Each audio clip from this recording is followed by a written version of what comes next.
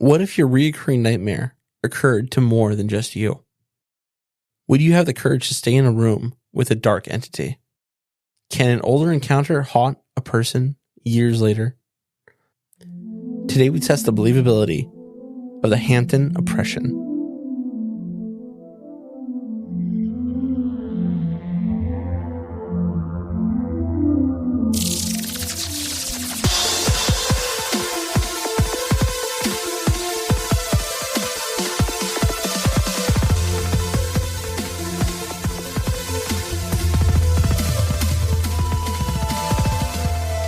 Welcome to Believing the Bizarre, Where we dive into the unknown and the unusual. and tell you whether or not we find it believable. That is right. Okay, so this is a listener submission episode. I've got 2 listener submissions.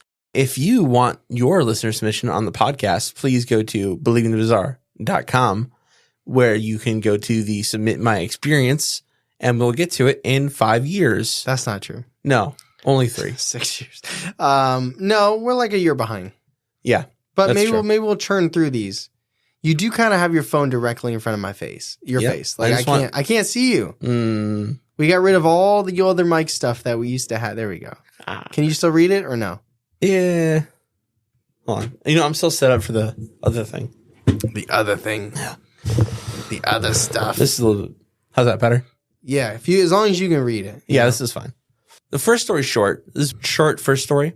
It's good to put the short ones up front because they submit it to us. We want them to get their airtime. Yeah. They can't carry an episode. So like they're like the previews, Yeah. So let's watch the preview first, and then we'll get into the next story. the feature film.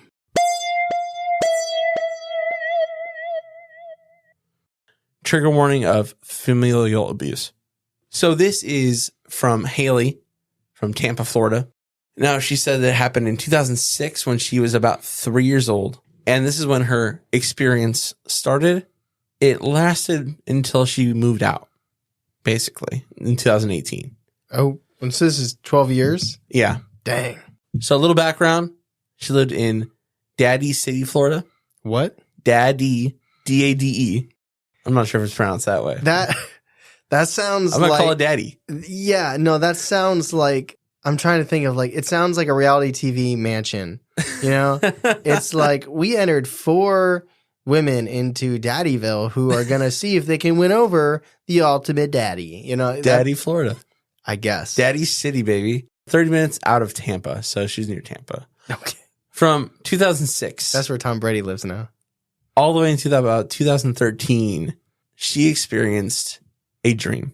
Now, the dream she started to experience every night for years was of a boy crawling out of her toy box in her chest. The boy would contort himself into impossible ways, bending and snapping his body. It made Haley feel like it was inhuman. And then he would crawl up to the bed where Haley was laying, and she would typically hide under the covers. As she got a little bit older, she got a cell phone, as kids do now. And She's probably like 7. and it started to work its way into her psyche in her dreams as well. Because in her dreams, she would get these texts from an unknown number saying things like, quote, "Run, you're in danger." What? Mm-hmm. Although as Haley grew up, she felt more skeptical about the whole situation, saying, quote, "These dreams eventually stopped, and when I look back to them, I pinned them on a child's wild act of imagination," end quote. However, in the back of her house, there was a bedroom, and Haley's hackles were always up in this space. She said, quote, "I always got a creepy, heavy feeling when I was in the hallway in the back bedroom, but assumed it was me being paranoid," end quote. She continued to be skeptical and kept her feelings and dreams to herself because it was an abusive household. Haley's younger brother, let's call him Remulus, who was born in 2007, he also faced similar nightmares as Haley, and by similar I mean the same. And he slept in the back room of the house. He slept in the back rooms. That was the punishment. You didn't eat your vegetables, you're going to the back room. No. Hopefully you looked up level 24 and threw him in there. Like I said, he slept in the back part of the house that caused Haley to be on edge. And he would sometimes refuse to sleep in his own room, in his own bed, because of his dreams. Now, Haley's older brother, Jacoby, and his girlfriend, Tisha, also moved into the house. Letitia and Jacoby ended up talking about how things in the room would randomly fall during the night. And in turn, the mother told the family about her experiences where she woke up to the bed shaking uncontrollably. And at that point, Haley talked about what she experienced, and Remulus talked about what had been haunting him. And it was exactly the same as what Haley went through.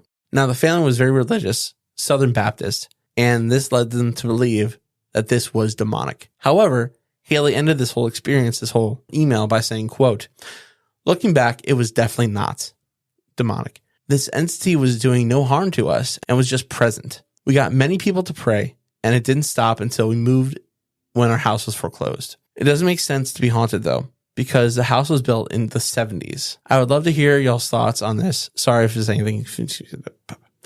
And I think a house in the 70s can be haunted. Yeah, that's 50 years now. Yeah, it's kind of gross to say. I still think mentally the 70s is 30 years ago. Yeah, it's because time moves and you don't think about it. Yeah. But I do think there could have been a haunting, although it reminds me of The Dream anyway. It reminds me of The Grudge. So when did that come out? 2004, we said? Yeah. So 2004, 2006 is the second one. It's in that realm of where it could have influenced this house. Influence the house? Well, at least those two people. Okay. You mean the people in the house? Yeah. Yeah. If you do decide to go down the road that it is something paranormal, obviously, they didn't get into it, and I'm completely fine that they didn't get into it. But if there was some familial abuse, then obviously there's some type of trauma and negative energy, and believing, going down that path of negative energy, what could that be drawing? Or it's like, and not to give whoever was doing the abuse an out, but maybe something was even worse controlling them. Yeah, something in the house. Like, because in my mind, it's like, okay, if this kid is coming out of the toy box, like, did they buy the toy box? Was it used? Like, what if, that's like in the movie when you open it up and you see that there's like scratch marks on the inside of, the toy box. Like, what if the toy box was there, they just kept it, and you find out the previous family was more abusive, and they, like, whenever the kid acted up, they would just shove him in the toy box and lock it, Yeah.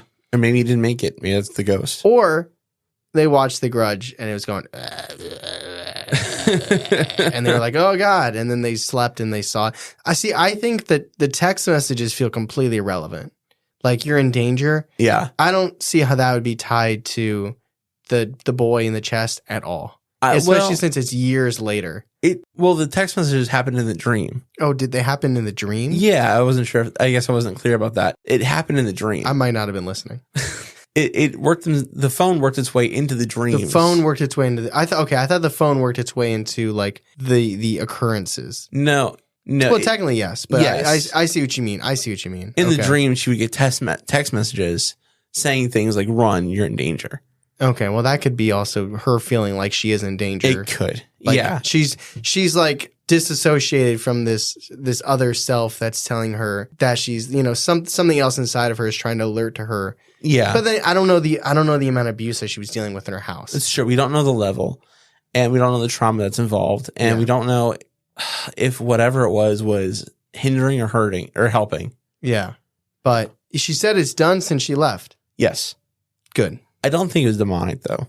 And it didn't actually, you know what? I don't have a way of knowing. No, well, we're going off of what we think based on what we've learned about demonic stuff. So I would say I would agree with you because it doesn't seem to ramp up. It just kind of is. Mm-hmm. And no one was harmed unless it was affecting people in the family certain ways, but we can't. There's no way we can know that. So, and she seems pretty sure that it wasn't demonic and she lived through it. So that's true. That's true. I'll take her for her word for it. So this is our next encounter. This is the rest of the episode. And this comes from our listener, Corey. And he goes through a lot. Also in Florida.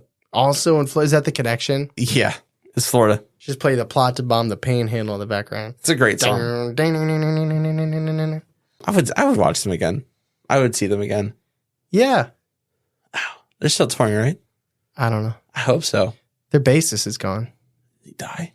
No. Oh. No, he got canceled. Oh, he was accused of some bad things with some younger girls.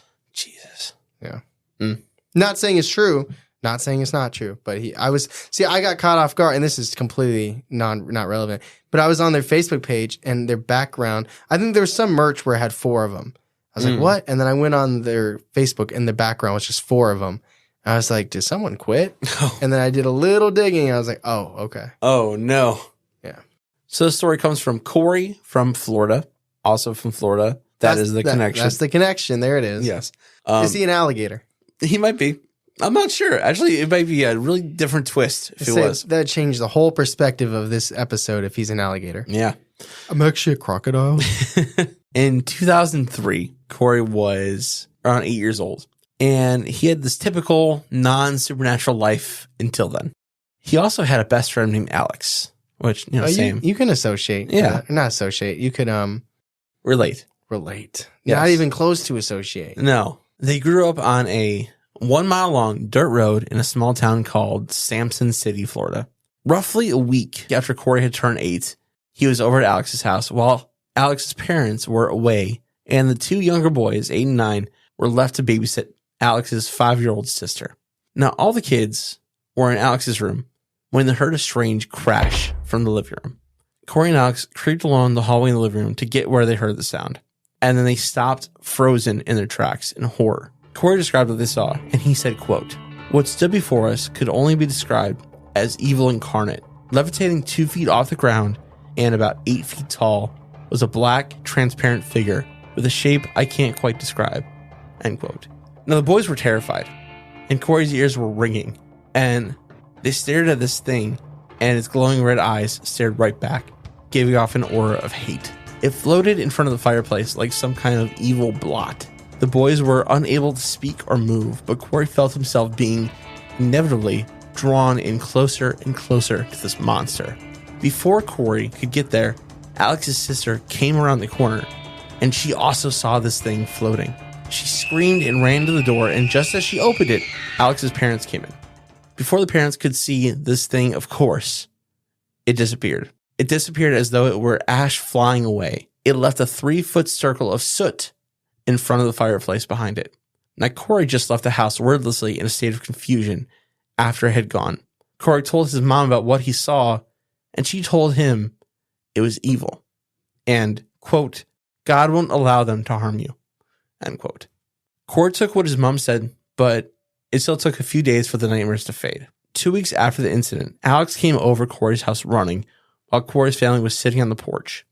Alex was screaming and crying as tears fell, and it took a moment for the family to understand, but when they saw the black smoke bellowing from the clouds from Alex's house, they quickly figured it out. His house was on fire.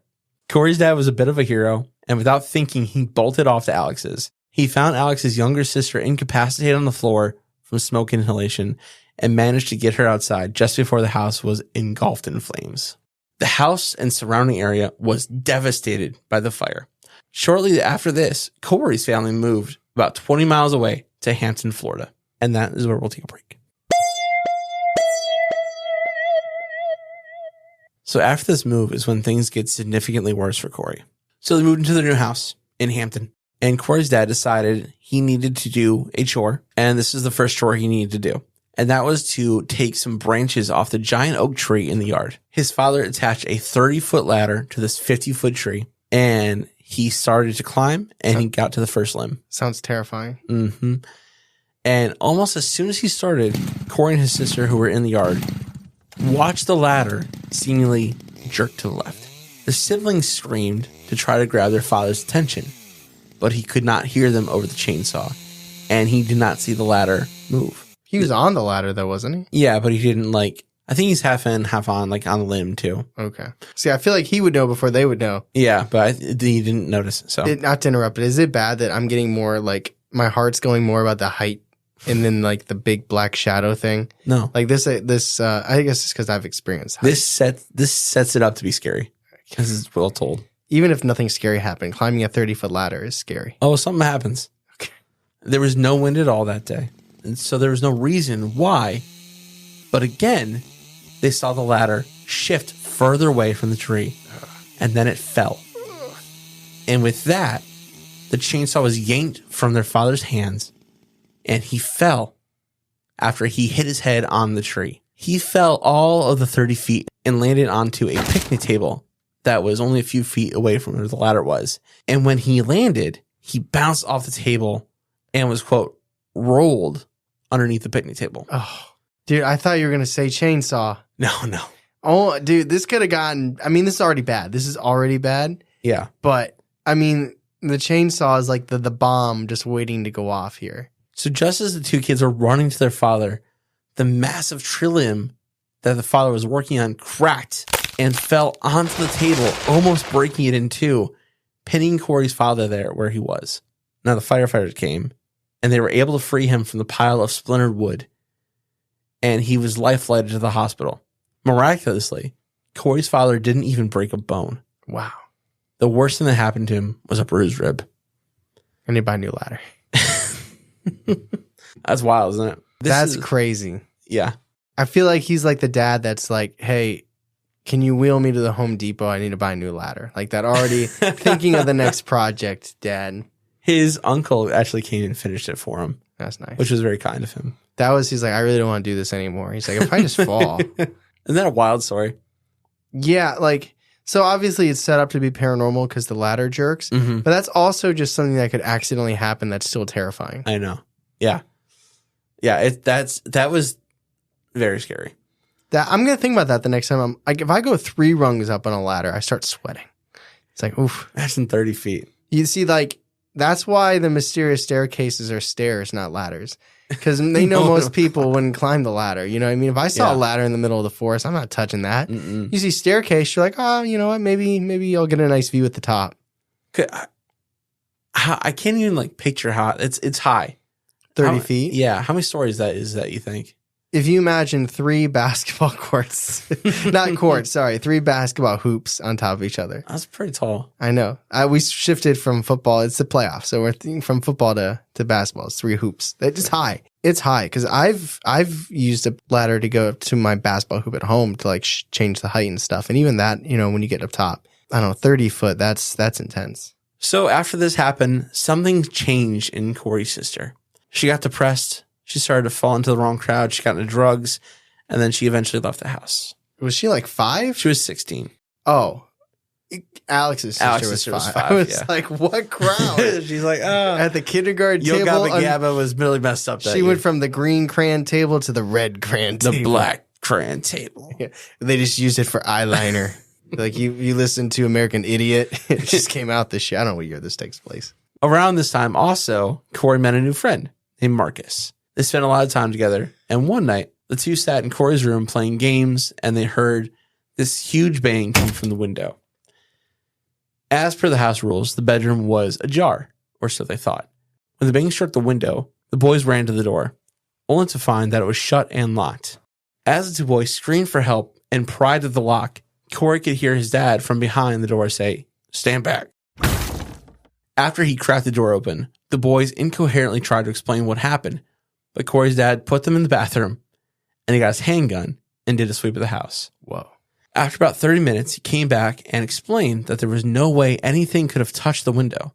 There were no tracks in the dirt outside the window, and the soil was wet. I was just imagining instead of the guy, his dad pulls out a chainsaw. He's like, we're going to make sure no one's in here tonight, boys. Is it Ash from the Evil Dead? Yeah. Corey was taking a bath, and from the hallway, Corey's mother heard his, quote, talking in tongues. Whoa. Because he was in the bathroom and he would speak in tongues and talking about praising God. And it was strange because he wasn't. He was about praising God. Praising God and talking in tongues, but it still seemed menacing. Okay. And it's even stranger because Corey actually has no memory of this. Oh. He doesn't remember it at all. And it's important to mention this because Corey started to feel depression started to slip on him and anxiety was constantly on him. And he had feelings of being watched in the house. Now, Corey started to go to the doctor, but they couldn't find anything wrong besides slight malnutrition because Corey hadn't been eating or drinking anything because every time he did, he felt, quote, like someone had their hands wrapped around his throat, squeezing it, making it incredibly uncomfortable to swallow, end quote. And that's when the activity started to ramp up even more. When Corey's parents went to bed, the activity would do things like, quote, dishes and pots and pans would be knocked off the counter in the kitchen, and furniture would be rearranged if we went to sleep, and we would wake up hearing chairs sliding across the floor, end quote. Corey's dreams and mental state also got really scary. after the activity started to ramp up, he said that, quote, "I'd be shown visions of my family members and close friends both killing and mutilating themselves in front of churches and schools. It was as though something was trying to prevent me from bettering my life or finding any peace," end quote. Whatever paranormal events were happening in Corey's house started to focus on him more explicitly. Another quote from Corey: "Things that seemed more personal, like ripping the covers off me while I was asleep, or bumping the bed where it would shake for a moment, and knocking things off the shelves in my room while I was in there, and switching on my TV and auxiliary so that it would play static very loudly," end quote. And to me, this sounds like extreme infestation. Do you know what I'm talking about? The first stage. Yeah. Infestation, oppression, possession. Yeah, this sounds like the first stage of demonic possession to me. And it's going to slide into oppression. It might be sliding into oppression already based on the quiz we talked about. Depression, right, is a symptom of the oppression. Mm-hmm. Corey's mother took him to the church, and as soon as he crossed the threshold, the feeling of strangulation hit Corey. Ugh. He sat there, hardly able to breathe, and he even got ill during the sermon. After Corey vomited, he went back in the church, and this time he sat there. Instead, he said, quote, "Visions and pictures flashed in my head, scenes of violence and destruction, and then I was shown a vision that was most heinous. I saw myself bar the doors of the church with everyone inside, sloshing vats of gasoline at anyone who I could reach, and they were pushing their ways through the pews trying to exit the small church. As soon as I stood before the podium, watching the pastor pray, I outreached my own arms east and west as fire sprouted from my hands and left their boiled forms in the church." End quote. So after he left the church, he was able to breathe again, and the stranglehold loosened. Later that night, Marcus and Corey were in the living room playing games, and they felt the room go cold with a rush of air. The smell of rotten eggs permeated the house, and they heard a huge crash that sounded like a train accident. And that's when the glass door from the backyard shattered. The metal frame was scattered about the floor, and even the baseball bat that Corey's dad put in the track to keep from the doors opening was destroyed. The next day, the family went to the local flea market to find parts to fix the door. Corey and Marcus found a black light to play with at the market. And that night, Corey and Marcus turned it on in Corey's room, and they ran to go get Corey's parents because, quote, "Underneath the white paint, plain as day as you could see, were cryptic symbols and pentagrams drawn all over the room." What? End quote. Whoa. Could you imagine if they just never got that black light? Yeah. What? Yeah.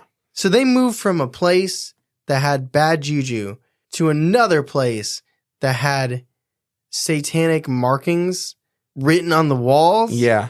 All right, whoever's picking the house in that family, let go of the Zillow. Give it to someone else. Well, after they found the paint, family fled from the house. They also took Corey. They never went back to the house. Family fled from the house and they never went back. They also took Corey to one of the best psychologists in the States. Now, he talked to Corey and his parents, and then he talked to them together. And he told them, quote, that there's some new medication that he wanted to put him on because he thought it could help him. Now, Corey gets really God heavy on us right now. And that's fine. That's his right. That's okay. But I'm going to summarize what he said. He said, with a power and confidence that he never had before, and a confidence that comes with the presence of some higher power, he told the psychologist, quote, to cough. He said, quote, "Sir, with all due respect, if you want someone to take your pills, then you take them. I have a God who can." And the psychologist replied, he said, "What God do you speak of?" And Corey said, "Brother, if you do not know God that I speak of, then you are in much more trouble than I am," end quote. And I respect Corey's beliefs here. He says he's spiritual, not religious, which is fair. But he also said about this what happened to him, which I find very interesting. He said, quote, "I also want you guys to understand, me and you guys, as you're reading this, I am no way believe that I was possessed by a demonic entity. However, as an adult looking back at what happened to me, I do believe that I was oppressed by a demonic entity." And I agree with this. I think he was oppressed. I don't know why. I don't know what the trigger was. It could be moving into that house, but it could be something else too. Something we just don't know about. It could be before then in Alex's house. Yeah. Well, I mean, based on what he found in the house, I don't know. Because it's like, did something follow him? It feels like there's like two triggers. I'm not sure. We'll talk about it in the discussion. But he also said, this thing was doing all it could to break me down and make me turn away from God and turn away from what was right and to follow into depression and despair and fear and to let it win. And it's putting a lot on the entity. I'm not sure if I totally agree with that. It seemed like it could have done more. I know Corey went through a lot, but I'm not sure. Well, it wasn't full. It's tough because when we talk about like Annalise and we talk about, what was the one? Gottliebin. Like those are such extremes. Yeah. So those were full possessions though. They were full possessions.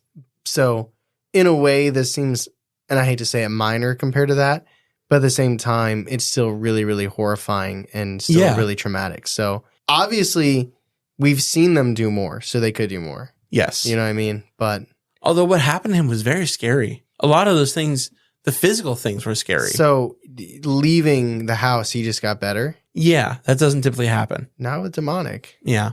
He says he has more stories, but that's where he ended this story.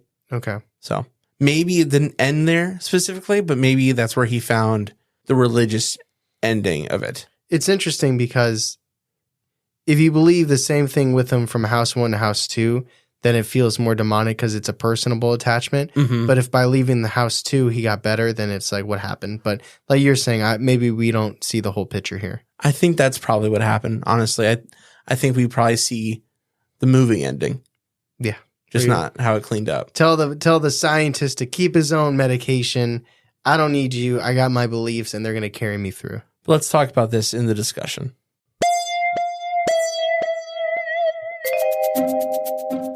So at this point in the episode, we'd like to stop and thank all those new members that have joined our Patreon since the recording of this episode. And they are Maggie, Rachel, Jessica, Tay, and Leo. Thank you all for joining us on this magical journey. It's been incredible so far. I talk like I'm retiring, but I just want to, thank you. We really do appreciate you because without you guys, we wouldn't be able to do what we're doing. Tyler, we definitely wouldn't have this space. That's for sure. That's very true. Or this quality of recording. Yeah. Yeah. So with that being said, Tyler, can you tell us a thing about the Patreon you want to highlight?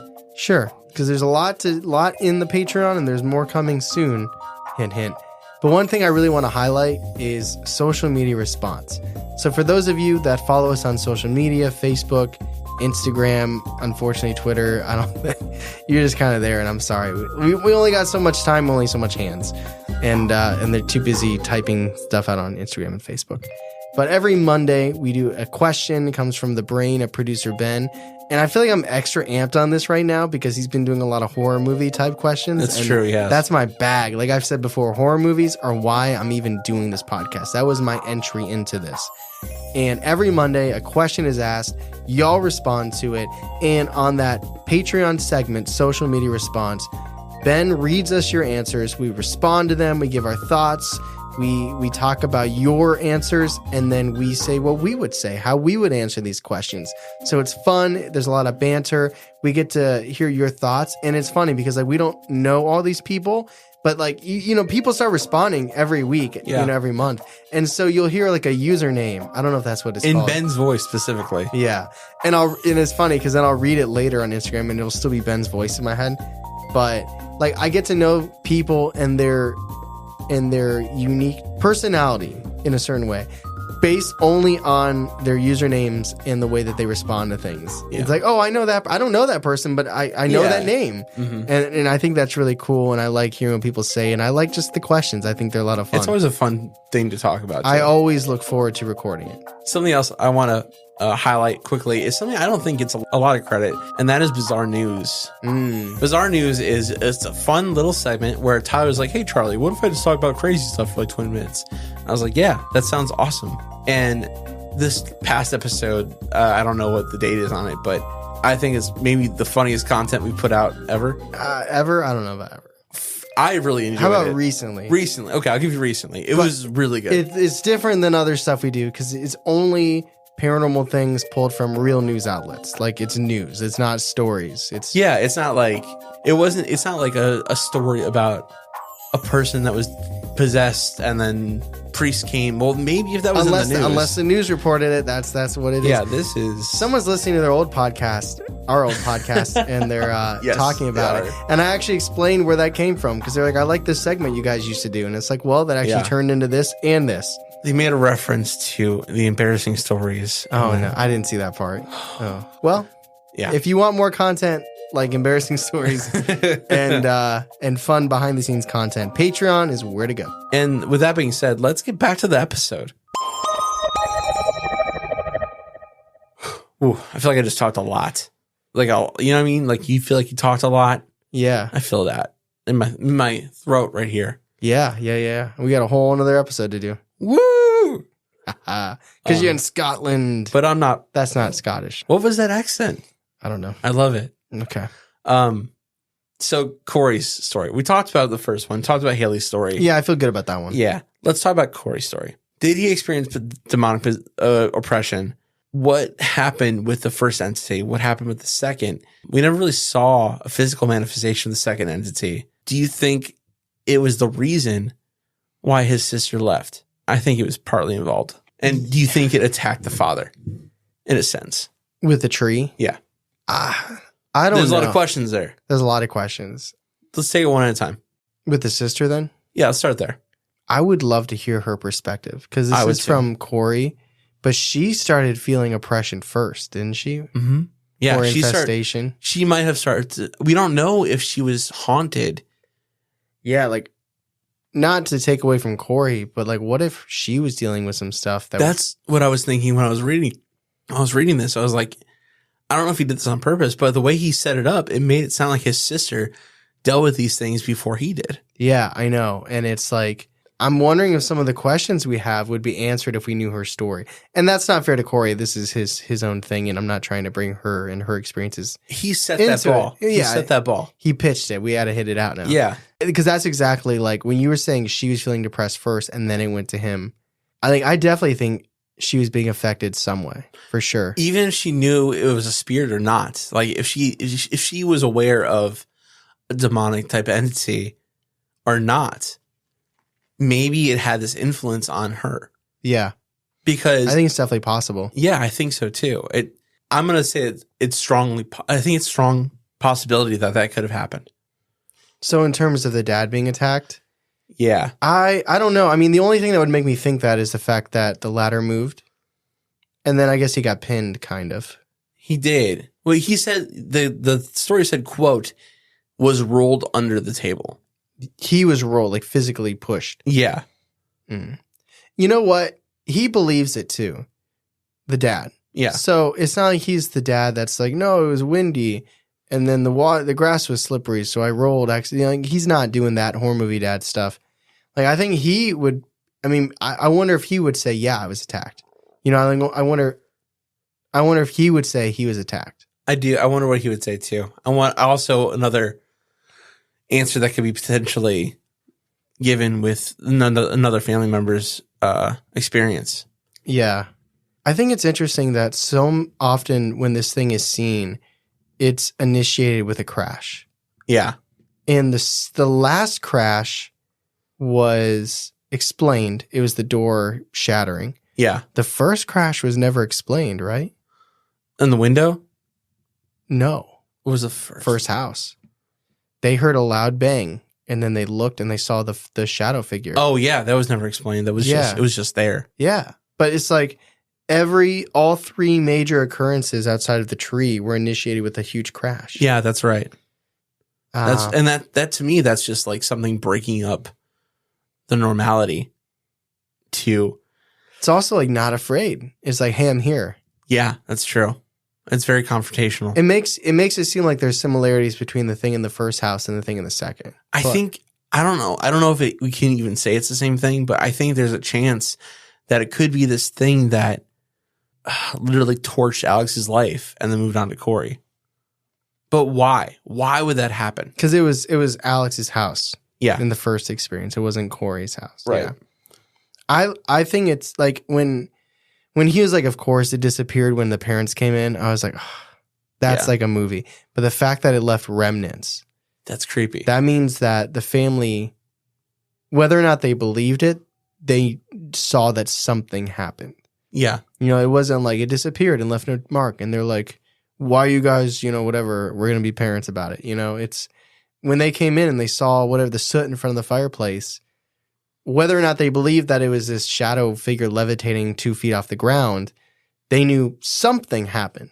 Yeah. And we know that something happened. Yeah. And it was almost foreshadowing for the fire. Yeah. That's a really good point. And also, if there was nothing there and they were imagining it, when the younger sister came out and screamed, yeah, she saw something to scream. You don't just walk into a hallway and scream. That, like, I hate that this happened to children. Like, you know, it's like if a kid, you've heard like kids like, I watched The Exorcist when I was 7 and I was scarred and now I can't. Yeah. Could you imagine seeing this when you're 5? No, like, no. I feel so bad. Like that sucks. But do you think that it is the same thing from Alex's house to now Corey's newer house? Because I don't know if that, like, if it matters, but it's like there's no way we'll know. But right, I can't know. Do you think? To me, it seems like, yeah, I think it is something that attached there. I wonder if it got like, I don't want to say like loose, but when the house burned down, if it was kind of like, all right, I'm done here, or it's like now free in a way. I think that's what happened. I think it was done with Alex at that point, or Alex's family. But how could they know, or how could it know? Like, what are the chances that it has a new attachment, is attached to Corey, and they just also happen to move into a house with satanic marks? I don't know. Is there any chance? Now I know when in the scientific world of paint and the laws of physics, it doesn't make sense. Is there any chance those markings weren't there when they moved in and they like kind of grew into the house just by this thing being around? Physically and scientifically, no. But maybe, I don't know. In a spiritual kind of way, I don't know. I don't know if I've ever heard of that kind of thing happening before, but if Annabelle can write notes that disappear from no paper, okay, was there any influence? Like, what if it started permeating in the family ahead of time and this thing somehow influenced the house that they chose? Or maybe it was even worse for the sister than we knew, right? Maybe it was semi-possession and maybe she did it. The sister chose the house? No, what if she put the markings on the wall? And then painted it? With the glow in the dark paint, yeah. Oh. That's like, it's so random happenstance that they chose to get this black light from this flea market. Like, all, you know, the flea markets are just full of junk and they're just like, hey, let's get that black light. Yeah. Fun fact, our statue aliens from a flea market. Yes, that's true. You know, Claire was like, you guys going to bring him to the studio? I was like, you know what? I don't know. He'd be a nice little welcoming, greeting person right now. I mean, he's cool, but don't you want him in your yard? He's like 500 pounds. Yeah, exactly. Yeah. He's made of concrete. He's gonna die in the front of the house. So the next owner of this house is going to have that alien there because ain't no one getting him out. I don't know. This was a very creepy story. It was. Very scary. A lot of questions, but not in like, I don't believe it questions, but just like trying, like naturally, like we're storytellers. Humans are storytellers in general. We like to have beginning, middle, end, and we like connection. You know, there is connection here. That's why so many articles are like, this ending explained. Like, we need to know. We want to know why things happen. We need to know the why. And life doesn't always give you the why, but we're going to try our best to give it to you. And we're struggling a little. I say a lot of YouTube channels have made their money that way. Yeah. Yeah. But I agree. We don't really have an end with this. Just kind of. Well, I don't even know if it's like, did it immediately disappear? Did it go away with a lot of prayer? Did he deal with this for like 5 years later? Is he still dealing with it? Or was it like, is it like taking your coat off? You just feel better? Is it like peeing? There's no better instant, you know, good feeling than peeing. Like, I don't know. Like, I wish I had a better answer for the ending, but it comes down to the question, do you find it believable? I think there's too much.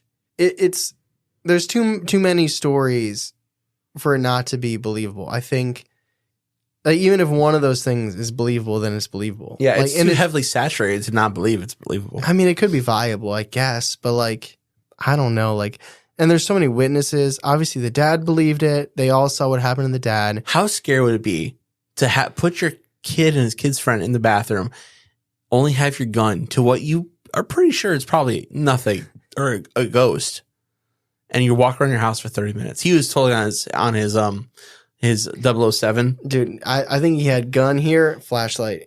He was doing this thing. Like Call of Duty. QC and like Snake. Yeah. Especially, like, what if he did it for show, right?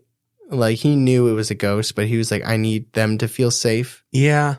30 minutes? It's a long time. He just grabbed his gun. He's like, all right, guys, lock the reset. He got on his phone. He's like, all right, I'll put a timer for 30 minutes. Yeah. I see. For me, I put him in the bathroom. Like, all right, I gotta call Uncle Chuck. gotta get a little pew pew out here. So we're doing. What's your gun called now? Big Boom. Big Boom. We're doing levity. We're doing levity because it's creepy. It is creepy. I think I could go anywhere between viable and believable. But it's like the kids all saw something that night. The sister, Corey, the dad, Alex. It's a lot of people all kind of experiencing things together. Yeah. Even if like some of his, like, okay, we didn't really talk about this. The visions. Yeah, the visions. Is there any chance it's just him himself? Like, he's in a negative state of mind. Yeah. He's been traumatized. Is there any way that it's just his mind playing tricks on him? Yes. I think there's a chance. And could that take it down? Like, if that was the main meat of the experience, could that be a viable? I would probably venture skeptical to viable. Yeah. But it's kind of like throughout the whole story of his encounters, there's just so much to say it's either all fake or just, viable. A lot of things on top are stacking to make this into something believable for me. 'Cause we're not really saying is it believable or is it not believable. The majority of this discussion is it demonic or is it something else? Yeah. And either way, that means we're saying something's there. Yeah. So, yeah, I'm with you. I go believable. That was a couple creepy listener submissions I'm glad we went over. Yeah. Thank you, Corey, and thank Haley. you, Haley. Yeah, thank you both for submitting. I hope the first one wasn't just a grudge. I don't think it was, because it went over such a long period of time to be these recurring dreams. I don't think it was just the grudge. But anyway. They were both creepy stories. They were good submissions, good stories, terrifying. I hope it was just the grudge for Haley. I hope it's she's past it and it was just her mind playing tricks on her. And I hope that Corey is doing much better than he was. He kind of started off his note to you with jokes, and maybe that's just the way he breaks up tension. I think so. But I hope Corey's doing well. And me too. Like you said at the top, just a reminder, if you have some creepy encounters, some personal stories with the paranormal, head to believingthebizarre.com. Go to submit your experience. Please fill out the form with as much detail as possible. If the little text box in the form freaks you out and it makes you feel like you got to condense it, put it somewhere else. Go into a Word document and just put chat GPT. Please write me a very scary story and say it was written by Sally, Sophia. And then just send us that. We won't know. No, but really, just put it in like a document and then Command All, copy it, drop it in the form. Maybe that way I get in my own head when I see forms. Yeah, little boxes. I'm like, I need to write this a little bit. Yeah. But the more the better, honestly. Yes. We love them. We love the stories, and we appreciate it. So if you have those stories, send them our way, and they can be on the podcast. And if you also love this story like we did, it would mean a lot to us if you went to Apple and you left a review and 5 stars. And if you went to Spotify, you left 5 stars, and there's a little thing that says reply to this specific episode. What did you think of this episode? What did you think of this episode? You tell us what you think. Hopefully you liked it. On the last episode, I added a poll to it. You did. I did. I said, do you find this episode believable? And I'm gonna try to keep doing that. The way we left it as of now, as of the recording, the Boggy Creek Monster currently has a 36% believable, 38% viable, 21% skeptical, and 4% of you thought it was unbelievable. That's probably, there's not much Arkansas has, so I wouldn't take that from them. Also, I guess I cannot remember, but I read these Spotify things before I publish them. I really do.